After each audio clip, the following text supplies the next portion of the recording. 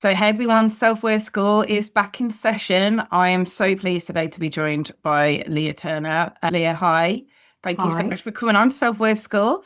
You're our guest teacher today, and you have built an incredible business and community whilst navigating ADHD and various other challenges as well. Can you give us a short-ish version of your journey and how you got to where you are today?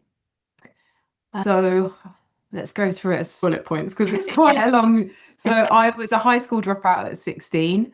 I bounced between admin jobs, very low earning, and then at 26, I started my first business, which was transcription. So I transcribed building reports and medical reports and made very little money, but enough to just about cover my bills. Fell pregnant at 29 as a solo mum, not intentionally. It was a surprise plot twist. And so I've been solo parenting alone since I was 30. At 35, 34, 35, I think, I started, it was, no, I was 34. I started using LinkedIn to try to get more clients for my business as my son approached school age. I hated it. And then I was like, I'm going to just make it fun because I have ADHD or DHD technically. And if it's not fun, I won't do it. So I decided to make it fun, and making it fun and just being real with people. And then my posts suddenly took off, and it was a lot easier to go viral back then. And I found myself with 10,000 followers and 20,000 followers, and it all happened very quickly. At which point COVID hit, and my transcription business was basically decimated because my clients couldn't see clients. And loads of people were saying to me, how are you getting so many clients on LinkedIn? So I started teaching LinkedIn to people. First, it was one-to-one, then it was corporates, it was groups, it was a digital course, it was resources. And I went from benefits to a six-figure turnover in the first year. It continued to grow, my following continued to grow. And after 2 years, in 2022, I launched the HoLT community, which is for small business owners, freelancers, and solopreneurs to come together and learn and network and swap referrals and meet in person, go to events and all of that sort of thing. And then at the end of 2024, as two businesses were turning over multiple six figures, I stopped doing the LinkedIn training because I was burning out trying to do that as a solo parent with too many pets.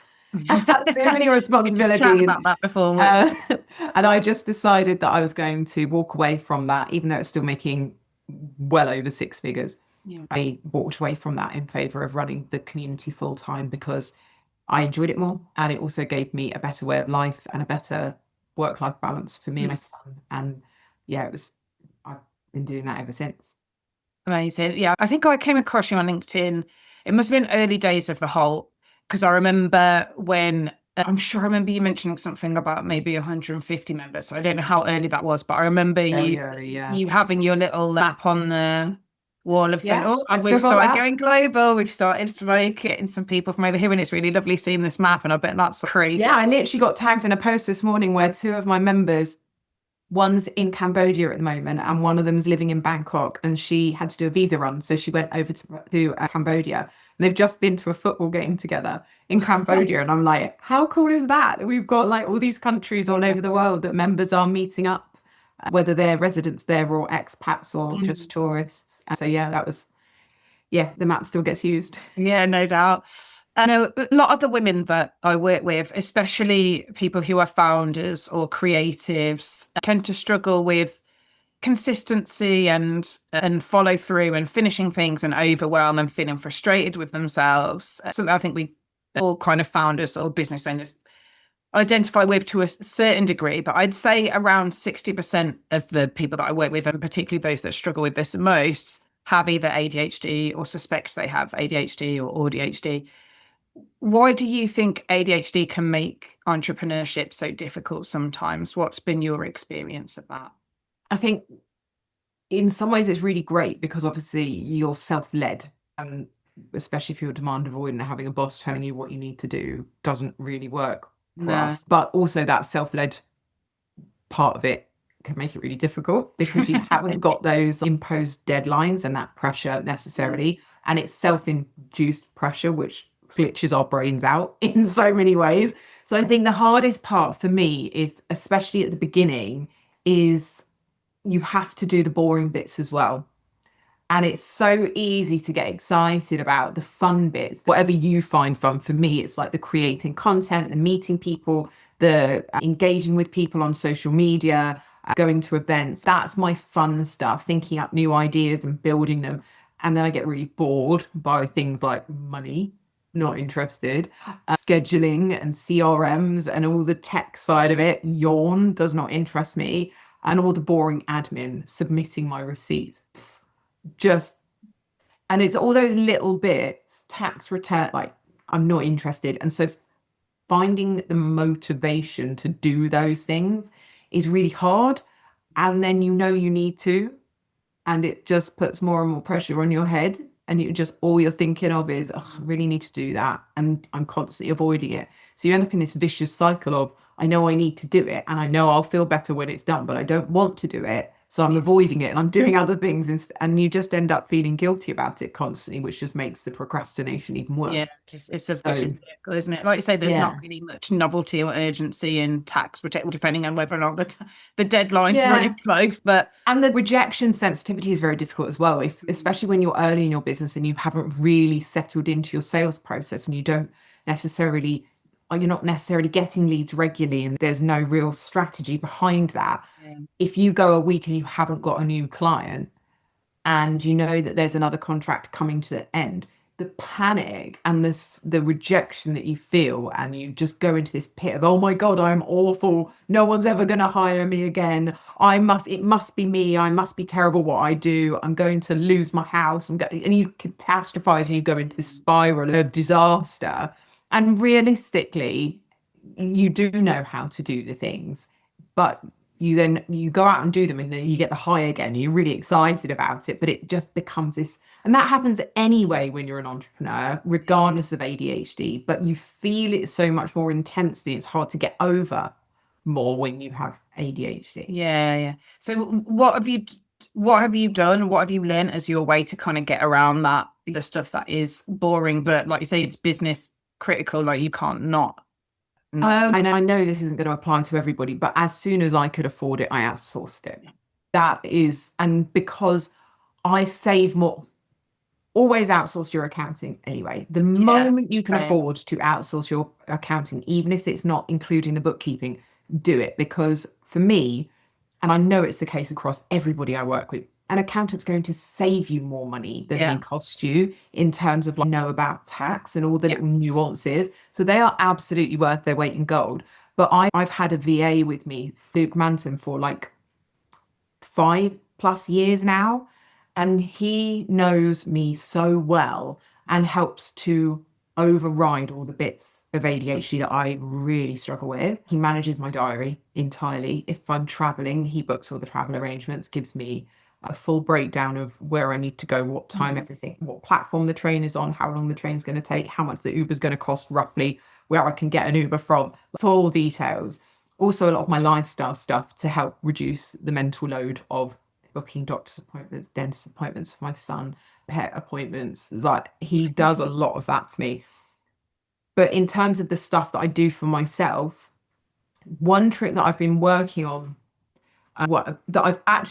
finding the right way to have a to-do list has been the bane of my existence for the last God knows how many years, because I'll write it on paper, then lose a piece of paper, or I'll write it on a document and then I'll decide that I need a different app to put it in, or then a different app because that one's boring and that one's not going to do.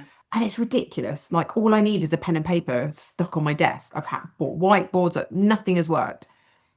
Now I have a to-do list in my WhatsApp, because I always have WhatsApp up on the computer, and it's a pinned conversation at the top of my WhatsApp, and everything anyone asks me to do, I forward it straight to the WhatsApp, or I voice dictate it into the WhatsApp myself. And then when I've done it, I put the tick emoji reaction on it, so I know I've done it. And I don't, because what my struggle is, I'll go, oh, have I done that? And I can't remember if I've done it or not. So if I know it's in that to-do list and there's a tick on it, and I can't lose it because it's in my phone, and it's every time I open my WhatsApp, it's right there. And I've actually stuck to that for the last 4 months. It's working amazingly. But it's just finding those things through trial and error that will work for you. And just because it works for somebody else with ADHD doesn't mean it's going to work with your version of ADHD, Yeah, because we're yeah, so unique with what stresses us out and triggers us. We have lots of commonalities, lots of things cross over, but the coping mechanisms are definitely, yeah. and the technology that you can use to support you now is, it's got to be the right way for you. And don't punish yourself if you try something and it doesn't work the way you hoped it would. But you know, how many of us have convinced ourselves, I just need a new journal and then I'll stick to I've it. definitely heard that a number of The times. amount of notebooks I've bought because I'm convinced they're going to change my life. Yeah, And those I've planners, forgotten about them such things. after 3 days. Yeah, for sure.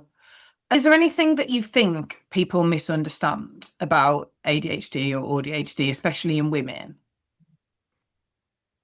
So my ADHD as a child was overlooked because I was well behaved and because my hyperfocus was reading. And Okay. I would hyperfocus on reading to such an extent, even from 4 years old, my mum would take me to the library and she jokes I was like Matilda, that I needed a wheeled trolley to take all the books back, because I'd rent out the maximum books I was allowed to on my card, and the next week I'd read them all and would take them back. I was reading from the age of 4, I was reading independently. And by 10, I was reading adult books, no problem. I think I read the Lord of the Rings trilogy when I was about 8. God, that is Um, attention. yeah, and I was reading with the book in front of my face as I walked to school in the morning. I was sitting in the playground reading a book. I was hiding under my duvet with a torch reading a book. This is why I don't really read much now, because if I read, I have to go cover to cover. I can't just read a few chapters and go to sleep. I will be up all night if I'm enjoying that book, and I don't have the time to do that. So I think people misunderstand, especially in women, because we are so good at covering it. So much of it is internal that other people wouldn't necessarily recognize it as ADHD, because Yeah. it's happening in here and it's happening in here. Sorry, you're listening. It's happening. I'm pointing to my head and my chest, like it's happening internally.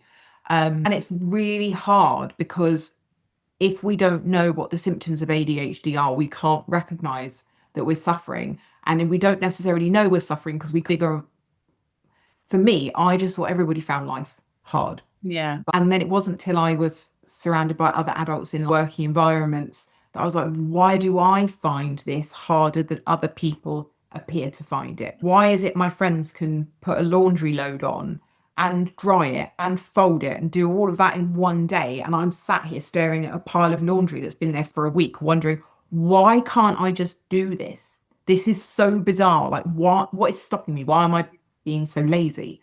And I think that's where people really misunderstand, because they don't really see how it's really affecting us, because we don't know it's weird. We just assume everybody feels Yeah. the same way until we see examples of people that don't, or people who talk about what we're experiencing and we recognize actually that's not normal. Yeah. So it's like the different expressions of it, but because people Yeah. don't, it takes such a while to realize that's even a manifestation or something that a manifestation of that or something else that we do differently. Yeah, I remember in my teens when I started socializing a lot and drinking, and I shouldn't have been drinking at the age that I was, but I was a rebel. Shocking. And it was just normal. That was the culture. Everybody would drink, everybody would party, everybody would take drugs. And I did that all the way into my late 20s because it was just normal. I lived in Brighton, everybody did that. And it wasn't until my 30s when I had a kid and when I started socializing and not drinking because I was driving, or not drinking because I didn't want to have a hangover with my little boy at home in the morning. And I realized, oh my God, socializing is so difficult. Like socializing sober, all this small talk. Why am I so awkward? Why do I feel so stressed being here and not drinking? And so that part of it, the social awkwardness, I never realized how hard I find that because I never did it sober, ever. And it wasn't like I was a binge drinker. I wasn't always drinking and getting Yeah. absolutely hammered, but I was always drinking when I was out with people, new people I already knew. There was always a drink in my hand. And I don't drink anymore. I haven't had a drink in nearly 18 months. Not because I was struggling with alcohol. I just Yeah. decided I don't really like it anymore. And it takes a while for things to reveal themselves. In my 20s, I mostly lived by myself. And then when I became a parent, life was quiet, right? Home environment was how I wanted it to be. It was Yeah. quiet. I didn't have anyone making demands of me. And then I had my son. and suddenly my environment is unpredictable and noisy and stressful, and there's someone demanding things, and there's people all around my feet, and he always wants to touch me, and suddenly things that I wasn't aware Yeah. would be difficult for me, I was like, oh my God, why is this so hard? And so I think a lot of these things just, they don't appear as a problem until we're older and situations arise. And then you put those problems together and you go, mm, Yeah. okay, Oh, that makes sense. yeah, yeah. Yeah. The And puzzle why, pieces start to put together. and like you say, it's those coping strategies, isn't it? And those habits that you put in place to like deal Yeah. with it. And then you realize, oh no, that's why I've had to be like that. I'm not a morning person at all. My brain doesn't tend to actually start properly engaging with the world until gone 10 a.m. And one of the hardest things that I found becoming a parent was that excuse, my cat is joining the Oh, background. pet appearances are encouraged. Oh, it's good for morale. You can go up if you want. One of the things that I found really difficult was the demand on me waking up early, especially once it got to school time. So it's like, you have to be up at 7 o'clock in the morning, you have to be driving a car. And I get home and I'm like, my brain's, and I would be out of sorts for the rest of the day because my brain doesn't want to naturally wake up at 7 a.m. On the days that I don't have to get up, like school holidays, and I can lie in a bit longer and let my brain come around without an alarm, I am so much more productive rather than being catapulted into the day at 7 a.m. My brain does not like that.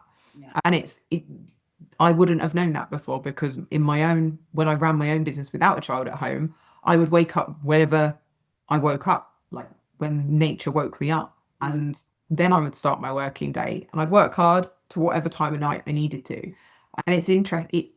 That's probably the hardest thing that I find is that need to Yeah, be need up to at a work in a certain time. way that your brain doesn't want to work, but you don't Yeah. necessarily have a choice to do. So Yeah. you've got to find that way to adapt. Yeah, no, Mm. that makes sense. And as we've mentioned, you've built this huge platform and membership whilst having ADHD and, let's say, being a solo parent and all of the other challenges that have come with that. Other than the outsourcing stuff that you mentioned, what have you learned about working with your brain rather than constantly fighting against it when you're building something like that? I think one of the hardest things for business owners is the comparison trap when we're constantly comparing ourselves to other people and how quickly they can do things or how successful they make things. And I don't think that having ADHD makes you less able to be as successful as all of those people. But our journey there might be different and it might be slower and we might make a few more mistakes or need a bit more help from other people and have to ask for that. And I think that's why it's so important to try and keep your blinkers on to what other people are doing that don't have the situation. Because for me, I don't just have ADHD, I also am a solo parent. So if I compare myself to a man who has his wife at home that's managing the childcare and the house chores and the pets and the family commitments, and he's just got 12 hours a day to focus on the business, I can't compare myself to that. Of course, he's going to achieve more than I can in that time. And that's regardless of having ADHD. That's an extra challenge. Yeah. So I think for me, learning that somebody else being more successful quicker than me doesn't mean that I'm not good enough or as capable as they are, because the chances are our situations are totally different. We just might not see all of those Yeah. differences Yeah. when we don't delve a little bit deeper. And I've learned that I need to sometimes just give up. If I'm having a day when everything is a struggle and I just cannot focus and I'm really beating myself up because I know there's something that needs to be done, but my brain is just refusing to cooperate with me, and I'm getting stressed about it, and I'll just get the dog and go for a walk and completely clear my head. I'll put some music on my headphones. I'll get out in the fresh air, as fresh as it gets around Manchester, but fresh air. We do And, and I'll just enjoy some space in my brain. And I think if I'm not feeling creative, I know that I need to slow down and say no to a few more things because my brain needs that space. Creativity is my thing. That's when my creativity ebbs and I stop having new ideas and getting excited by them. I know that something's wrong and I need to slow down or I'm going to hit burnout mode or towards burnout mode. So yeah, for me, it's learning how you react to things and being Yeah. really self-aware of what, even write it down if you forget, especially women. We have a period every month, and yet we'll get cranky and reach for a bar of chocolate and be like, I don't know, I'm just in a really bad mood today, completely forgetting that Yeah. it's important. How does This that happens still every month. happen? Literally happened to me last week. I'm like, why am I getting so stressed and overwhelmed today? And I'm like, this happens every month. Like, how have we not? Why do Yeah, we not like it's been always happening for remember? 25 years. How have I not Yeah, I got this in know, there? but still we do, and we're like, oh no, I'm just having a really shit day, and then you're like, oh no, that's why Yeah. it's tough today. And I think that can happen with ADHD as well. Although we know of our symptoms, we don't necessarily think about those when we're Yeah, having, we just go, oh my God, I'm such a shit human. This is extra hard for yeah, you. Give yourself a break, go and have a walk, go and have a bath, go and have a nap, whatever it is, go to the gym, whatever works for you, and give yourself a break. Because actually, even if I'm working on a deadline, if I take that hour out, I know that I'm going to come back and be a lot more productive when I yeah, come back. And doing things that have, like for me, listening to an audiobook or music helps me to body double what I'm doing, or having something on Netflix. So I use that for body doubling. And so I was mowing the It's lawn probably yesterday. body doubling, just for anyone that's So body doubling is when you have somebody else with you to create a sort of accountability. So you feel more, it helps you to be more productive and actually get things done because you've got another person there feeling like it's accountability. So we do sessions in the HoLT like this. Jackie runs them, where you come in, you set your intentions, you work together on camera, so you don't get distracted because you're like, oh no, because they're going to see if I get up and leave my desk to go and get a cup of tea. They'll yeah, see I've got 20 minutes now. And it also creates like deadlines for yeah, you as well. So I find mowing the lawn incredibly boring. So I put headphones on and put an audiobook that I was listening to. So my brain's thinking about that, not the boring task that I'm yeah, doing. yeah. And that really helps. I think the big thing in some of the things I'm hearing you say is, I hate using the wanky term of giving yourself permission, but there is almost an element of that, like giving Yeah. yourself permission to for it not to be as quick. Although I think you scaled and built something really quickly from my perspective, but I guess, like I say, it's So everyone's relative though, isn't interpretation it? to is it. Yeah, Oh, exactly. yeah. It's how you perceive that, probably in comparison to what you perhaps know that you could be capable of doing if you felt like everything was like XYZ in all your ducks in a row and stuff. You mentioned a bit about like social interactions and stuff like that, but do you think in terms of like, building things, becoming visible for what you're doing and etc., do you feel like your ADHD has impacted your visibility or confidence or putting yourself out there in any way? Oh, massively, yeah. Like when I first started getting visible online, the first year or so, like it was COVID, it was lockdown. That like when the visibility really started to escalate, because I was being visible before, but I was still like a mum working from home, Yeah. never really leaving the house apart from the nursery run. And then we had COVID where my profile massively grew. And I was in newspaper things. We did some charity stuff that put us in news articles, and my profile just was getting millions and millions of views every month. And suddenly lockdown lifted, and I was going out into the world and invited to all these events and conferences and to speak at stuff. And I went there and I remember thinking, it didn't even cross my mind that people would recognize me because I'm just writing content and throwing it into the void of people. Yeah. And when I shut my laptop, it just all disappears, that world. And I started going out to these events and people were coming up to me. I was like, oh.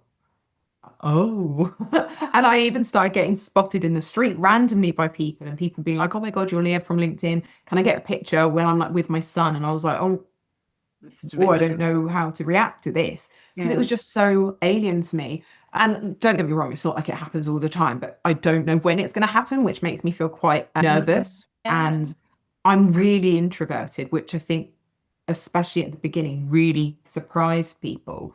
I don't really talk to strangers unless they start a conversation with me. I keep myself to myself a lot. I'm pretty private in my personal life. Like, I'm not out and socializing all the time because I've got a little boy and I'm Yeah. parenting alone, so I don't get the opportunity. So like the visibility really I struggled with. I still struggle speaking alone on stage. I don't enjoy it. I don't enjoy the pressure of all those people looking expectantly at me.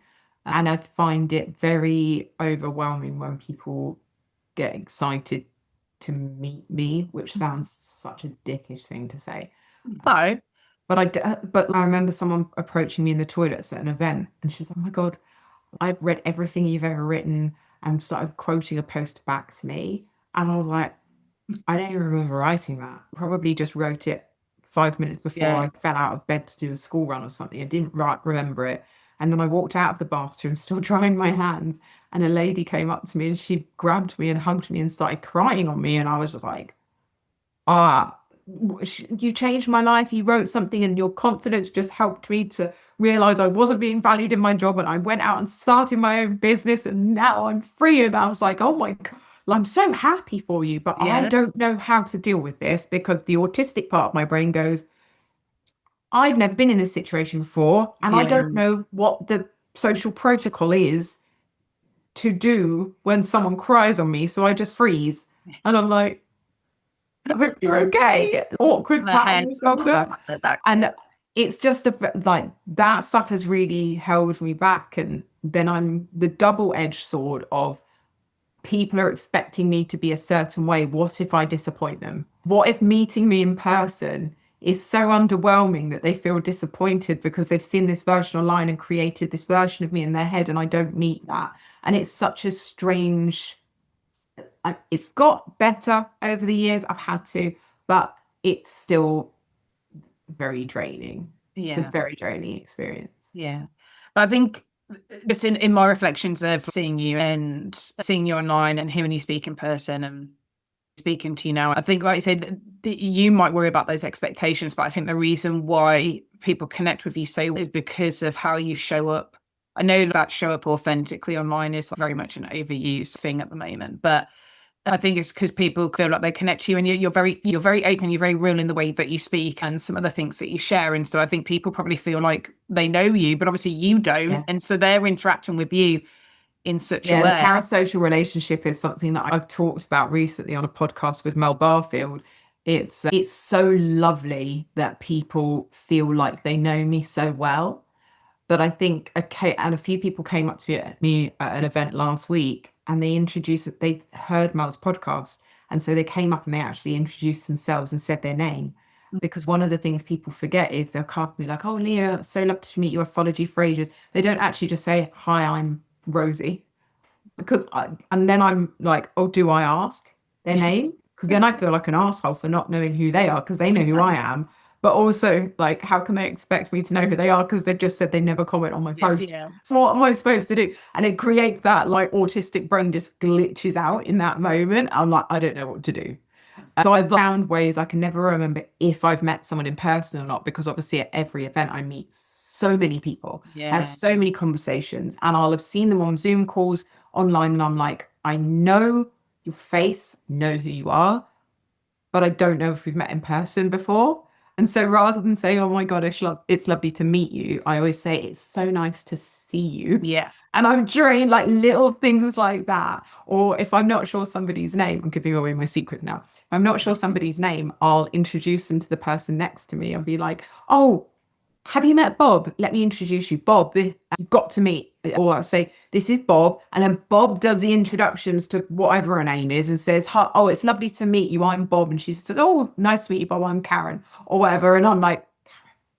sorted. So I'm finding little hacks to help me feel less We awkward. love the hacks. So Oh, if you do see you know me what? We've doing all that, don't been call me there. out in person.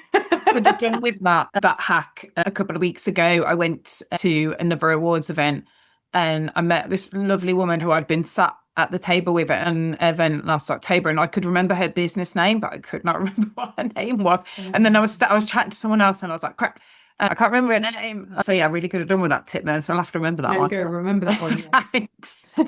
So that's an area that you've struggled, but what do you think has actually helped you succeed in terms of ADHD, and where has it helped you? Probably a lot more than it's held me back. The creativity for me is the huge strong point because I don't think about things the way other people do. I'm a pattern spotter relentlessly. So I'm constantly watching what's being talked about in the community because it's incredibly active in our community. I know a lot of them are very quiet. Ours is like super, super busy all the time. Yeah. And I see everything. And I'm not just responding to stuff, but I'm internalizing all of that and then going, there's a few people that have talked about that. We need to think about how we implement that because that would really help. Or there's the lack of ego that I have in always asking for other people's help. So I'm always saying to the community, what masterclasses do you want? How do you think we could improve this? And then I take on board ideas and feedback and shape things because I don't have that need to be the best or need to be right all the time, which I think helps. Definitely. I would also say the fairness. My sense of justice is very strong, and that manifests in how I protect my members in the community. So if Yeah. somebody misbehaves in the community and is rude, offensive, potentially damaging the culture that we have, I'm just like, out, you're gone. Sorry, but you're not fit. And I'm really ruthless with that. And I also want things to be very fair and equitable within the community. We don't have tiers. We don't have a free membership and then we upsell you anything. Everybody in there gets the same access to the same things. Yeah. Everybody's treated completely fairly. And I think that's something that comes from the ADHD. I would say that those are probably the main things, but the creative ideas and my sense of fun Yeah. and openness and just the fact that I'm a bit weird. I'm a bit odd. I'm comfortable with the fact that I'm a bit odd, but because I'm open with it, it also makes everybody else very comfortable to be their odd selves as well. And that's why it's so beautiful in there because there's no one trying to pretend they're more successful than they are. Or I posted a question in there yesterday. We do these weekly community questions, and they're always about really random things, sometimes business related, but often not. And it was yesterday was, what's a smell that's so distinctive it triggers a huge memory for you? And what was the memory? And so many varied answers. And then on the answers, other people are commenting and saying, oh, this always makes me think of that, not that. And having these micro conversations. And my divergent brain just picks up on things and I go, oh, that'd be a fun question. That'd be a fun question. I'm constantly collecting. And then obviously the hyperfocus. If I decide I'm going to launch a new product, 24 hours later, it's ready to It's done. go. I get so excited that I'm just like doing it now. Yeah. That is such an underrated one, I think, sometimes, because what I see on the other flip side with a lot of clients is they get the ideas that they doubt themselves so much that they procrastinate on it for ages. Whereas I think that hyperfocus, like you say, to be able to have an idea or make a decision and get it done. I appreciate it's not always that case, but yeah, to have that hyperfocus to go, I can create something, have an idea, and have it ready to go in 24 hours is a superpower. I think that you quite a have lot to of have the body of proof. So for me, because I've been doing this for 6 years now and I've built various products, I've sold various digital resources, I've launched a variety of things. I know how to do it, and I know that if I've had the idea and I'm excited about it, it's because I know it's going to work. Yeah. Which also makes me a little bit nervous, but I don't doubt myself with those things now because I know that the proof. Firstly, I'm not afraid of it failing. If it fails, so what? We try again because I back myself now because I know that every time I've tried to do something, whether it's succeeded or not, I've always survived it. Yeah. And I can go again. And because I've got the financial backing now, the team backing, and the time to do these things, which I'm privileged to say, this isn't the case when you're at the beginning of your business, but now I've got 6 years of proof that I'm actually pretty good at what I do. Yeah. And even if I screw something up, I'll pull it back because I always have before. And I think I define my neurodiversity neurodivergence in some ways with that because I should doubt myself if I'm leaning into my neurodivergent traits, but I can't because I refuse to listen to feelings over logic, and the logic is there. Yeah. That I can do it. And I think having the community behind me really helps because if I doubt myself, they tell me, what are you worried about? Like, let's be honest. That leads really nice on to my next question, actually, because it's bringing it back to, obviously, we're in self-worth school. That's the theme of it. And it's about how much you think self-worth and self-trust plays a role for massively. Yeah. Massively. I was taught this really great technique by my psychotherapist when I was strangely enough really struggling with visibility, and I sought support from a friend of mine who's a psychotherapist, James Elliott. He's incredible. And he taught me this amazing technique called thought court. Mhm. And essentially, you're taking your own thoughts about yourself into a courtroom, but thoughts and feelings aren't of merit in a courtroom. You have to only present evidence in the case.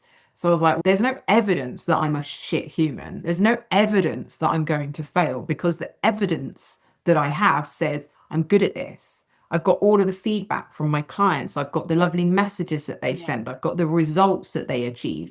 All of this is evidence, but my thoughts and feelings, they don't count because they're not real. That's just me catastrophizing and my own self-doubt. And when I do that, and I do it regularly, I go, yeah, no, I can't listen to that. That evidence is just, it's not real. This is the real evidence. And that's always really helped me. But self-worth, self-confidence, self-reliance, you have to go through things and survive for that to actually happen. Most of us have, but a lot of us don't think about the stuff that as your parents divorced as a teenager. Cool. You were resilient in how you coped with that. You survived it. Your first heartbreak, your first car accident that you might have had, fired from your job. All of these things are shit that's happened in your life. In comparison to some of the things that are happening in the world, with some perspective, probably quite minor, but big deals in your life. Yeah. To you, they felt like big Relevant, deals. isn't it? You've survived them, you've recovered, you've gone on to do other things to improve your life. But we don't think about all of that. And actually, if we do look at those and go, I survived that, that was shit for a time back, but I got past it and I got another job and I bought another car and I made the money that I lost and I got rid of that friend that was scamming me and I did all these things. That shaped who you are. Those things are resilience. They are things that build your confidence. So use that as fuel to go, fuck it, if I've survived all of that, there's no reason that if I launch this new thing and it fails, that I can't just go, brush it off your shoulder, stand back up, go again. Yeah, 100%. That's one of the things that I talk about with some of my clients as well, is that evidence piece. Because like you say, we get swayed a lot by fear or anxiety or trying to predict the future. Our brains are trying to create safety, or they're thinking about, say, an experience where something might have gone wrong before and what that's going to mean about us. Whereas, like you say, if you give yourself space to say it's okay to try something, and if it doesn't work, it doesn't mean anything about me unless I make it mean something about me. Do you know what I mean? Like I say, you do start rather than go, actually, no, it's okay to get things wrong. And actually, yeah, I can see that evidence that before stuff's not gone wrong, or I've not got this job, or I've not done this launch right, or whatever. People just aren't realistic though, are they? Because whatever it is that we're looking at, magazines, social media, whatever it is, there is not a single business person who's highly successful now that has not screwed up. Yeah, 100%. Not a single one. Every single one of us, however successful, we have all screwed up at points. So the idea that you're going to sail through entrepreneurship and never make a mistake, you're setting yourself up for a fall. So I almost go into it like I'm expecting it to not be as good as it. I'm going to try for this. I'm going to keep my expectations low on results. And then I'm going to be really happy if it does more than my expectations. And I'm the opposite with my clients. I want to set I want to really smash stuff for my clients. But for me, I'm just like, when I launched the HoLT community, I was 100 members. We're limiting it to 100 members for the first intake. I hoped I'd get that over the first week. We got it in the first morning. And I was like, now I'm not disappointed, because if I'd have gone, oh, I want to get it within the first hour, and then it had taken 4, I would have been like, failure. It wasn't, of course it wasn't, but going in ready to accept whatever result happens. It's quite interesting actually, because like you say, normally people will be like, set your expectations high, go in, but I totally get what you're saying there, really. I think it's that sense of detachment. If you're not, this would be amazing, it happens, but let's just say this plan B. And always having a plan B is important, I think, because if this doesn't work, we go into action on plan B. That way you're not flailing and you're not putting all your hopes and expectations on plan A coming through. So you've got a backup plan in place. Yeah. And that has always made me feel so much safer in my life. Even when I was flat broke, I would have a little bit of money put away so that I didn't touch. Yeah. So that if the worst thing happened in the world, I got stuck in another country, my credit card got stolen, I couldn't get, like, I would always have an emergency fund. And I had that in an account that my mum kept hold of. So it was not my money. I Yeah. didn't, because I couldn't risk, it was only there for a disaster. And having those safety features help you to feel safe in making decisions, brave decisions, because you know you've got a backup. Yeah. Yeah. So I think it's that sense of safety that we're all looking for. And I think if that's the way that works for you, then Yeah. definitely do that. So we're coming to then the part of the lesson where we give the takeaway, the main takeaway. So if someone listening to this, if this is really hitting for them and they're feeling a bit behind or frustrated with themselves, with what they're building, what's even the one thing that you'd want them to hear or the one thing that you'd want them to remember and take away from this conversation? If they remembered nothing else. I think the thing that's kept me going and has guided all of my decisions when it's come to business is entirely selfish. It's finding the joy, because as someone who has ADHD, if you are not finding joy, satisfaction, happiness, excitement in the thing that you're doing, it's probably not the right thing for you. And the big picture thing you're doing, not, oh shit, I'm damaged in my accounts today. But if you're not working towards a goal that you see as joyful and fulfilling, everything is going to be a struggle. It is going to be like wading through mud constantly. And I think any business that you start, that you're running, you need to find ways to make it joyful, because that's where the dopamine is, that's where the excitement is, that's where the hyperfocus comes in and the drive comes in. And for me, the LinkedIn training that I walked away from, despite it being like multi-six-figure income still, I was getting no joy from it anymore. Yeah. And it was making everything in my life dull and grey because it was hanging over my head. And this minute I stopped it, it's like rainbow technicolor again. Everything was exciting, all the possibilities. And I think that's the same for most people with ADHD. When something is boring and mundane, makes and it's time to life grey. Time to be done. Yeah. So what's, in terms of their homework, what's like one small shift or action that they could do this week that would maybe, allow them to do that thing around the takeaway? What's one small practical thing you would suggest that they do? Something that I think helped me in the beginning when I was having to do a lot of things on my own was I made 2 lists, my to-do list, things I really enjoyed doing, things I really don't enjoy doing. And I would have to do one of the things that I don't enjoy doing to be allowed to do one of the things that I do enjoy doing. And they don't just have to be like, if you've got a list of really bad things, you get a treat instead. So I get to go and have a afternoon walk with an ice cream with my dog if I get this boring thing done, or I get my favorite treat from the shop if I get this boring thing done. So you can substitute it if you haven't got like the fun tasks. But also really start thinking about when is going to be a good time to start outsourcing, because that is a game changer. And you can make a lot more money when you're not being dragged down and procrastinating over the little jobs that will actually move the needle, but they're boring. So giving them to somebody else to do is, as soon as you can afford to do that, do it. Get it done. Okay, and the last question, Lea, what's something that you used to judge yourself for, but you now realize is just part of how your brain works? I have a cleaner. I hate doing all the big house chores, and it was such a weight on my mind all of the time. So now my darling Kelly, she will do things like changing the beds, cleaning the bathrooms, hoovering everything. And the fact that those big jobs are taken off my brain once a week, and I know there's only two humans in my house, so we don't mess up 3 bathrooms between us in a week. So having those things taken off my mental load, I used to feel bad And at the beginning, I was like, I'm not a real woman because I'm not managing my own household. And I was like, no, I pay her far less per hour than I can earn per hour.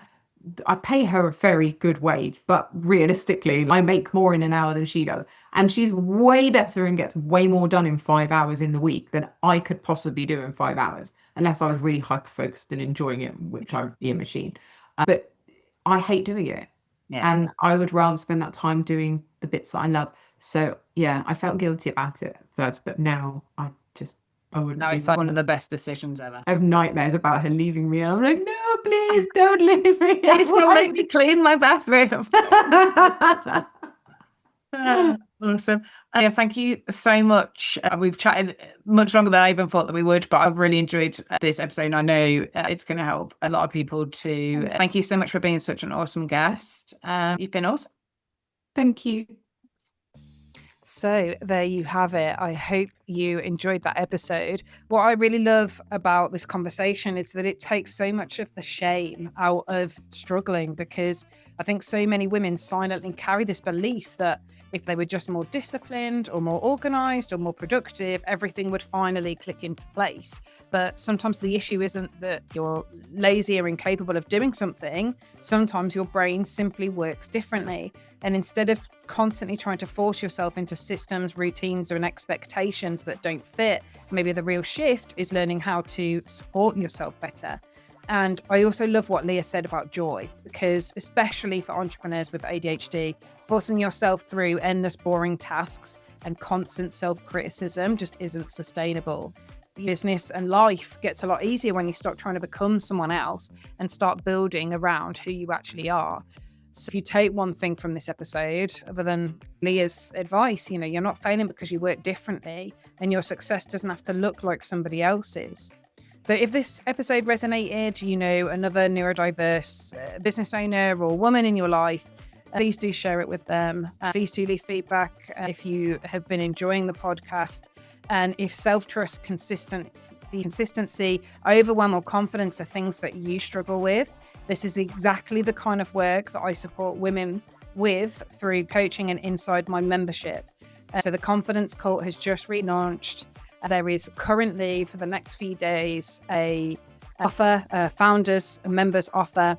I will put all of the details and resources in the show notes, as well as details for Lea, so you can connect with her. And I will see you in the next lesson. Have a great day.